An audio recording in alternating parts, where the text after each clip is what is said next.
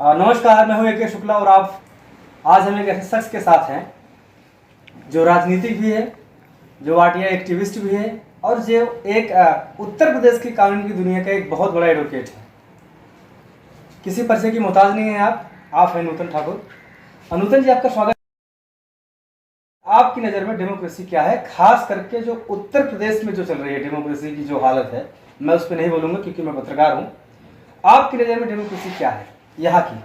जैसे देखिए, डेमोक्रेसी की परिभाषा तो अगर बहुत विस्तृत हो सकती है, लेकिन आम आदमी की नज़र में अगर देखिए तो जो संविधान हम लोगों ने दिया, जिसको कहा गया कि जनता के लिए जनता के द्वारा, तो वहाँ जो चीज़ें लिखी हैं, जो मैंडेट हैं, जो बातें कही गई हैं, तो वो डेमोक्रेसी की आत्मा, जो फंडामेंटल राइट है वहाँ पे है। फंडामेंटल ड्यूटीज़ हैं, कुछ जनता के लिए हैं, वहाँ पे है, लेकिन कुछ अधिकार जनता को दिए गए हैं।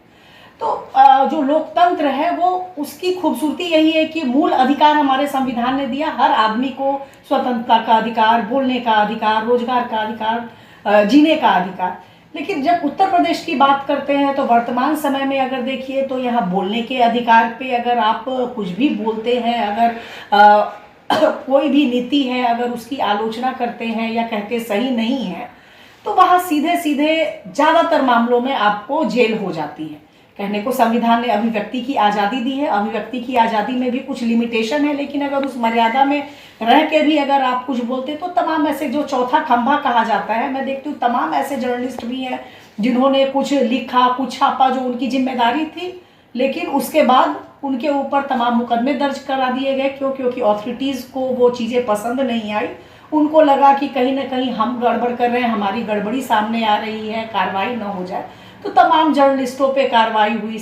सरकार इस गवर्नमेंट में खास करके अगर कुछ बोलिए, कई बार होता है जनता नाराजगी में जो मुखिया होता है उसके लिए भी कुछ बातें कह जाते हैं, कोई आशय नहीं होता है वहाँ, लेकिन तमाम ऐसे नाबालिग बच्चों को भी गिरफ्तार किया गया क्योंकि उनसे मुख्यमंत्री जी को खतरा था। तो ये सारी चीज़ें हैं वो दिखाती हैं कि अभी अगर किसान आंदोलन की ही फिलहाल की बात ले लीजिए तो जिस तरीके से मूवमेंट, खास करके पॉलिटिकल पार्टीज जो हैं, वो पार्टीज होती ही इसीलिए हैं कि अगर सत्ता में एक पार्टी बैठी हुई है तो विपक्ष जो है वो अगर कुछ भी कमी हो रही उसकी आवाज़ उठाए, आवाज़ बने आम जनता की। लेकिन जब घटनास्थल पे जिस तरीके से सारे पॉलिटिकल पार्टीज के लीडर को जाने से रोका गया, नज़रबंद कर दिया गया, तो ये स्थिति, कुछ जियो निकाले गए कि पंजाब से लोग उत्तर प्रदेश में नहीं आएंगे, तो उस राज्य के लोग उत्तर प्रदेश से नहीं आएंगे। तो ये चीज़ें दिखाती क्या कि हम राज्य विशेष को देश से काट के अलग कर रहे हैं, जहां एक प्रदेश से दूसरे प्रदेश के लोगों का आना बैन हो गया, या कोई भी घटनास्थल या कोई बात होती तो कोई भी व्यक्ति सिवाय उस सत्तारूढ़ दल के जो शासन कर रही हो उसके अलावा कोई भी व्यक्ति उस जगह विशेष पे नहीं जाएगा। तो ये सारी चीज़ें दिखाती हैं कि अभी एक अघोषित इमरजेंसी की स्थिति चल रही है उत्तर प्रदेश में। पुलिस राज है कि पुलिस को जो सही लगता है, कानून वही है और वो उसी के अनुसार काम करते हैं, भले ही संविधान या आईपीसी सीआरपीसी कुछ भी कहते हो। आपने बहुत बड़ा डेफिनेशन दे दिया, लेकिन सवाल यह कि एक आम आदमी, भाई अमिताभ ठाकुर एक आईपीएस थे, जब उनके साथ उनको जो है घसीट कर ले जाया जा सकता है, तो एक आम आदमी की डेमोक्रेसी कैसे सुरक्षित रहेगी? वो बेचारा क्या करेगा? वो जैसे देखिए, तमाम लोगों के साथ ये चीज़ें होती हैं। अमिताभ ठाकुर जी के साथ भी जो घटना घटी, एफआईआर कोई भी लॉज होना वो बड़ी बात नहीं होती, लेकिन एक प्रक्रिया है और उस प्रक्रिया के तहत चीज़ें होती तो किसी को भी कोई आपत्ति नहीं होती है। लेकिन जिस तरीके से बिना कारण बताए घसीटते हुए घर से जाया गया, कसूर क्या था? कसूर इतना था कि उन्होंने ये कहा कि एफआईआर क्या घटना है, हम पे आरोप क्या है, वो आरोप बताए जाए। अगर कोई अरेस्ट करना है तो अरेस्ट मेमो कहाँ है, वारंट कहाँ है, एफआईआर दिखाया जाए कि क्यों हमको आप मजबूर कर रहे हैं चलने के लिए। और एक भारी संख्या में पुलिस बल इसी आशा से आया, उनको जितना ह्यूमिलिएट करना था उन्होंने किया, उसके साक्ष्य भी हैं। और उन चीज़ों के बाद भी पुलिस फर्जी डॉक्यूमेंट क्रिएट करती है। उस घटना के बाद भी जब ये चीज़ें सामने आई तो एक क्रॉस एफआईआर, चूंकि उस दौरान अमिताभ जी को चोटें आई थी, मेडिकल में वो चोटें पुष्ट हुई, उन्होंने रिमांड मजिस्ट्रेट के सामने भी वो चीज़ें रखी थी। उसके बाद एक क्रॉस एफआईआर लॉन्च कराया गया और एफआईआर में क्या कहा गया, हाथापाई में, और उस पर मैं भी अभियुक्त हूँ ये कहा गया कि हम लोगों ने पुलिस वालों की नेम प्लेट तोड़ दी, उनके जो डोरी होती है वो तोड़ दी, मारपीट की, वो चोटिल हुए, घायल हुए, जबकि ऐसे फुटेज हैं जिसमें तमाम पुलिस वाले हैं जो नेम प्लेट लगाए हुए ही नहीं हैं। अगर नेम प्लेट, जबकि वो मैंडेट स्पेसिफिक है कि जब आप कहीं जाते हैं अरेस्ट करने या किसी के घर पे भी, तो पुलिस वालों की वर्दी पे नेम प्लेट होना चाहिए, नाम स्पष्ट दिखना चाहिए। कोरोना के नाम पे सारे लोगों ने चेहरा दिखना चाहिए, सारे लोगों ने पूरे मास्क से अपने को चेहरे से ढका हुआ था। तो जब नेम प्लेट पहना था नहीं था तो किस नेम प्लेट को तोड़ दिया? तो ये तमाम चीजें हैं वो भविष्य में सामने आएंगी, लेकिन जिस तरीके से आज हमें परेशान करना था वो परेशान किया। मुझे एंटीसिपेटरी बेल लेना पड़ा उसके लिए। तमाम ऐसे लोग हैं जहां पुलिस अरेस्ट कहीं से करती है, घटनास्थल कहीं दिखाती है, जबरदस्ती ले जाती है। उन लोगों को उतनी कानून की समझ भी नहीं है, ना उतने अपनी बात को साबित करने या कहने की स्थिति में हो पाते हैं, मजबूरी होती है। वहां अगर पुलिस इस तरीके से फर्जी डॉक्यूमेंट क्रिएट करती है, तमाम मामलों में करती है, लेकिन कोई कार्रवाई नहीं होती है, तो किस डेमोक्रेसी की और जो सीआरपीसी में जो एक संरक्षण दिया गया है कि जब आप अक्यूज हैं तो भी आपके कुछ अधिकार हैं और आपकी जो बेसिक ह्यूमन डिग्निटी है उसकी मर्यादा को रखी जाएगी, लेकिन पुलिस रोज रोज उस चीज को तार तार करती है। मैं तो ये कहूंगी कि अमिताभ जी अभी जीवित हैं। जिस तरीके से गोरखपुर की घटना देखिए जहां पुलिस होटल में आधी रात को जाके, मैं उस पर जाऊंगा मैडम, आपका बात काटूंगा फिलहाल। जैसे कि अपना अमिताभ ठाकुर जी का जो गिरफ्तारी किया गया मामले में और भी लोग अभियुक्त हैं जी, तो मेरा सवाल ये है बहुत छोटा सा कि बाकी अभियुक्तों की गिरफ्तारी को उतनी तत्परता से नहीं लिया गया जितने अमिताभ ठाकुर को। क्या इसके पीछे जो ऐलान करते थे कि हम गोरखपुर में आज आ रहे हैं, कल हम गोंडा में आ रहे हैं, कल हम अयोध्या में आ रहे हैं, क्या आपको ऐसे लगता है कि उन चीज़ों को देखते हुए, क्योंकि हमने कुछ फुटेज देखे थे कि जैसे ऐलान करते थे कि हमें गोरखपुर जाना है तो कुछ गाड़ियाँ आपके घर के सामने आ जाती थी, तो ऐसा तो नहीं कि उसी के लिए किया गया कि इसको पहले उठा के अंदर करो बाकी बाद में काम करो? सर देखिए, निश्चित रूप से मैं या अमिताभ जी जो काम कर रहे थे वो वृहद जनता के हित में था, और खास करके उन अधिकारियों को वो चीज़ें चुभती थी क्योंकि उनकी गड़बड़ियों को हम बोलते थे। जैसे पॉलिटिकल पार्टीज होती हैं वो बोलती हैं, बयान देती हैं, हम उनको लिपिबद्ध करके अथॉरिटीज को जो ताकत में है अभी वर्तमान अधिकारी, उनको कहीं ना कहीं उस चीज़ से परेशानी होती थी। और जब बाद में हम लोगों ने ये कहा कि एक संगठन बनाएंगे, अमिताभ जी ने ये कहा कि वो गोरखपुर से चुनाव लड़ेंगे, और जैसे ही उन्होंने कहा और गोरखपुर जाने की बात कही वैसे ही हमारे घर पे पहले जब गोरखपुर जाने की बात थी तो 2-2.5 दिन तक नजरबंद रखा गया जी। बाहर नहीं निकलने दिया गया अमिताभ जी को। उसके बाद फिर जब उन्होंने कही गोरखपुर जाने की बात तो उसके बाद फिर सुबह आके पुलिस बल के द्वारा जिस दिन जाना था रोक दिया गया और दोपहर में उनकी गिरफ्तारी इस मामले में कर ली गई। पूछने पे तब ये भी नहीं बताया गया कि आरोप क्या है।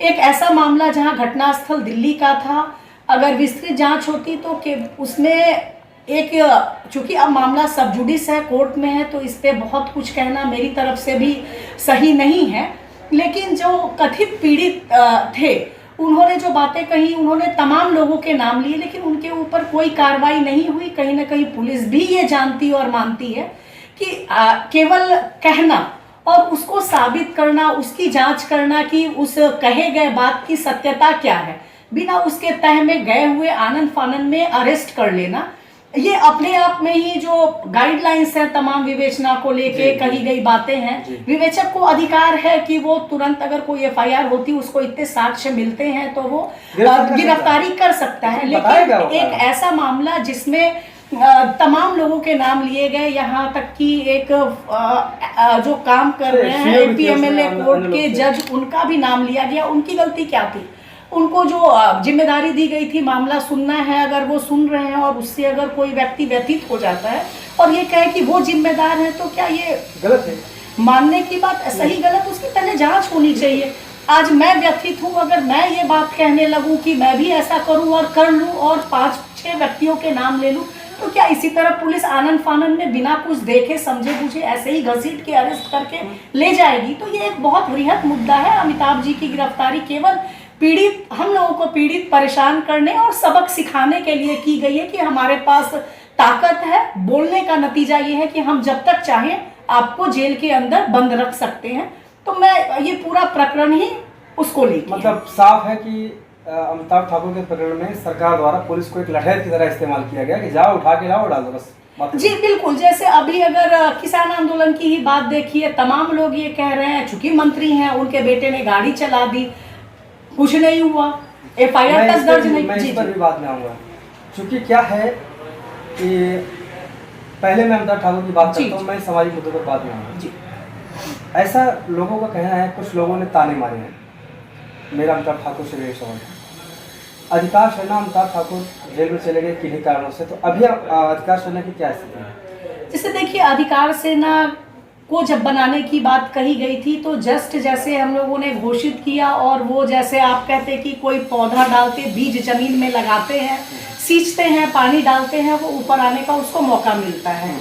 उस जब हम लोगों ने उसकी बीज डाली, पानी तक सींचने का मौका नहीं दिया गया और उनको आनंद फानंद में अरेस्ट कर लिया गया, तो अभी भी तमाम लोग जुड़े हुए हैं। लेकिन जो लोग इनिशियल जुड़े उनको डराया गया, धमकाया गया, उन लोगों में ये खौफ पैदा किया गया कि देखो, जब एक IPS अधिकारी है उनका अगर हम इस तरीके से हश्र कर सकते हैं तो आप किस खेत की मूली है। जाहिरा तौर पे हर व्यक्ति के ऊपर जिम्मेदारी है अपने घर की, अपने परिवार की, तो वो खुल के सामने नहीं आ सकते हैं। लेकिन आज भी अधिकार सेना के लोग जुड़े हुए हैं, और जब भी जरूरत पड़ेगी लोगों के मन में इस चीज़ को लेके, जिस तरीके से अरेस्ट हुआ, वो जो तमाम ऐसे लोग जो अधिकार सेना से जुड़े हैं और तमाम ऐसे लोग जो आम जनता है, वो फ़ोन करते इस बात पे आक्रोशित होते हैं। उनको ये महसूस होता है कि ये अत्याचार है, तो हमारे लिए तो वही मैं कहूँगी कि एक उपलब्धि। लेकिन अगर आप देखें तो ये तो होता रहा है, जब आप राजनीति की दुनिया में जाते हैं, किसी का भी मैं नाम नहीं लूँगा, किसी भी नेता का होता है। मेरा ये कहना है, जिस तरह से लालू यादव की गिरफ्तारी की गई थी बिहार में, और राबड़ी देवी ने, एक अशिक्षित महिला ने CM की कमान संभाली थी, मुझे लगता है कि उनको सिग्नेचर करना नहीं आता था अपना। तो ये नूतन ठाकुर जो है, ये अमिताभ ठाकुर की जगह क्यों नहीं ले रही है फिलहाल, क्यों वहाँ पे क्यों नहीं है? से देखिए, बात चूंकि नूतन ठाकुर अमिताभ ठाकुर की जगह नहीं ले सकती हैं, क्योंकि अमिताभ ठाकुर की अपनी एक स्वतंत्र व्यक्तित्व था। मैं आगे उसी पे आ रही हूँ। हाँ। और उन्होंने एक कल्पना को इन्विसाज किया, मैं भी उससे जुड़ी हुई हूँ, लेकिन और ये नहीं है कि मैं उस जिम्मेदारी को नहीं ले रही हूँ। लेकिन अभी मेरे साथ जो परेशानी है कि मुझे उन लोगों को भी सुरक्षित रखना है जो अधिकार सेना से जुड़े हुए हैं, क्योंकि हम लोग कोई ऐसे पॉलिटिशियन नहीं है, बेसिकली एक्टिविस्ट हैं। अमिताभ ठाकुर जी भी अगर मूल रूप से कहा जाए तो वो एक्टिविस्ट हैं, वो पॉलिटिशियन बाद में है। उन्होंने चुनाव लड़ने की भी बात कही थी, तो इसके लिए नहीं कही थी कि उनको बहुत जन समर्थन मिल जाएगा या वो बिल्कुल ही जीत जाएंगे। उन्होंने ये कहा था कि वर्तमान में जो सत्ता की खामियां रही हैं, जो गड़बड़ियां रही हैं, हम उन चीजों को सामने लाएंगे। तो जो चीजें हैं, अभी मेरे पास जिम्मेदारी जो है वो अमिताभ जी को बाहर निकालने की भी है, और उन लोगों को भी जो हमसे जुड़े हुए हैं उनको भी सुरक्षित रखने की जिम्मेदारी है।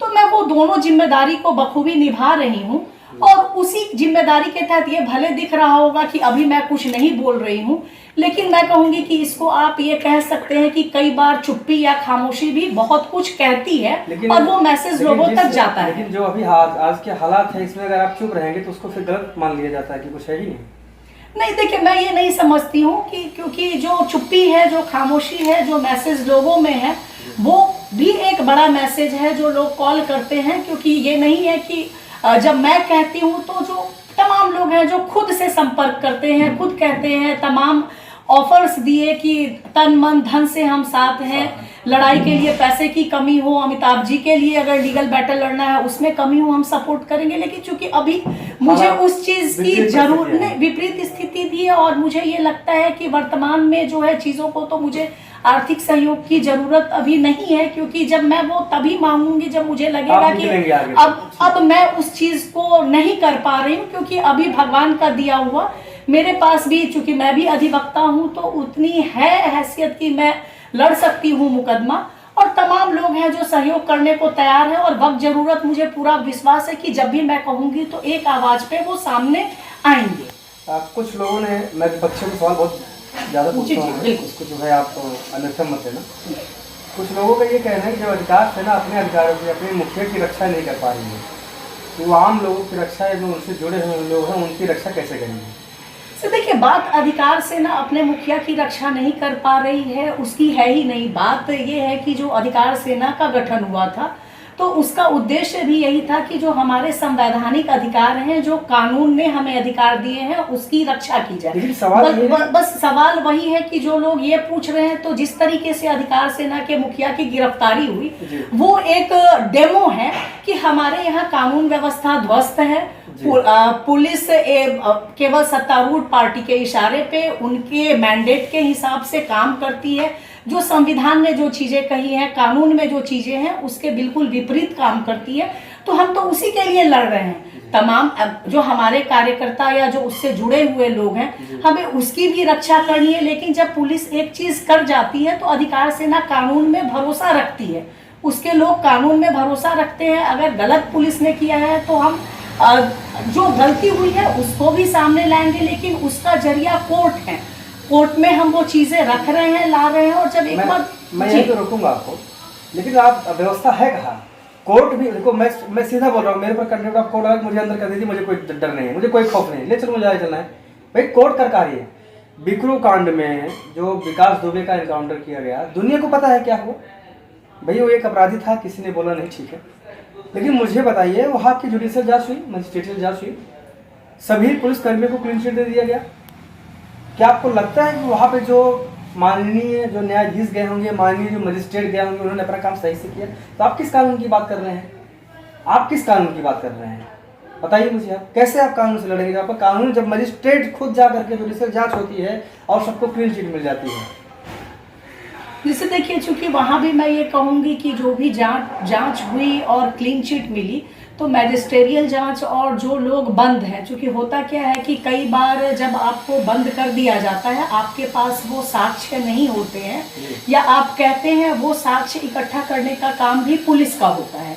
और पुलिस जब बायस होके काम करती है, उसको पता है कि हमको कौन से एविडेंस देने हैं और कौन से फेंकने हैं। या अगर आपको पता है कि जिसको हमने अरेस्ट किया है, ये साक्ष्य हम रखेंगे या इकट्ठा करेंगे तो वो बच जाएगा, तो वो उसकी जहमत भी नहीं उठाती और जानबूझ के उन साक्ष्यों को फेंक देती है, कोर्ट तक ले नहीं जाती है। यही तो कहना है ना कि जब आप मजिस्ट्रेटियल जांच कर रहे हैं, तो जब आपको पुलिस के द्वारा ही दी गई, मजिस्ट्रेट साहब को एक साइन करके आगे भेज देना, फिर मजिस्ट्रेटियल जांच का या न्यायिक जांच का मतलब क्या बना? जब ग्राउंड जीरो पर पुलिस ही जांच कर रही है, तो फिर उसको न्यायिक जांच में देने का मतलब क्या है? जैसे देखिए, अगर बिकरू कांड की बात की जाए तो वहाँ कई आयोग और कमीशन बने। हाँ। अब चूंकि जांच रिपोर्ट सार्वजनिक नहीं की गई है, तो उस जांच रिपोर्ट में क्या है, जैसे अगर कोई जांच होती है और जांच रिपोर्ट अगर सार्वजनिक की जाए, तो उसकी खामियां क्या हैं, वो जनता के सामने जब आती है, तो हो सकता है कुछ एविडेंस जो जांच कमेटी के पास नहीं दिए गए हों, वो और लोगों के पास हो, वो दे सकते हैं। या जो छूट गए हों एविडेंस, तो उसको चैलेंज किया जा सकता है, कहा जा सकता है। लेकिन जो भी जांच कमेटी बनती है, उसको गोपनीयता के नाम पे आईवाश के लिए सरकार जांच कमेटी तो बना देती है, लेकिन उसकी रिपोर्ट को पब्लिक के सामने कभी लाती नहीं है। तो पारदर्शिता नहीं है, मैं वही कहूंगी। तो उसके लिए दोष देना, आम जनता भी कभी इस चीज को अपने हक के लिए या उन चीजों को नहीं उठाती है। नहीं, मैं बता रहा हूँ कैसे उठाती है, मैं बता रहा हूँ कैसे उठाती है। मैं बहुत अभी अपने गोरखपुर कांड का लिया, देखिए मैं किसी के ऊपर टिप्पणी नहीं कर रहा हूँ, संवेदना सबके साथ है, जो भी घटना घटी थी, और कुछ मैं नहीं बोलूँगा। एप्पल के कर्मचारी थे, उनके साथ घटना घटित हुई, उनकी जो वाइफ थी, कुछ उनको पैसे मिल गए, एक सरकारी नौकरी मिल गई, तो मुझे लग रहा है कि सरकारी नौकरी और पैसा जिंदा हो गया और न्याय मर गया। गोरखपुर कांड में ठीक है, बिल्कुल मिलना चाहिए मुआवजा, सीबीआई को जांच दे दिया गया, सुप्रीम कोर्ट ने सीबीआई को पहले ही बोला हुआ तो होता है, तो सीबीआई पे कैसे भरोसा करेंगे आप?